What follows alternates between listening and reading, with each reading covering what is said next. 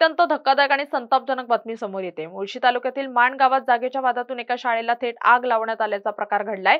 येथील new English स्कूलमध्ये 4 जणांच्या टोळक्याने बेकायदेशीरपणे घुसून वर्ग खोल्यांची तोडफोड केली आणि शाळेचं कार्यालय पेटवून दिलं। अत्यंत दुर्दैवी बाब म्हणजे या तोडफोडी दरम्यान शाळेतील महापुरुषांच्या प्रतिमांचीही विटंबना करण्यात आली आहे। या प्रकारामुळे संपूर्ण मुळशी परिसरात तीव्र संतापाची लाट उसळली असून कायदा आणि सुव्यवस्थेचा प्रश्न पुन्हा एकदा ऐरणीवर आला आहे।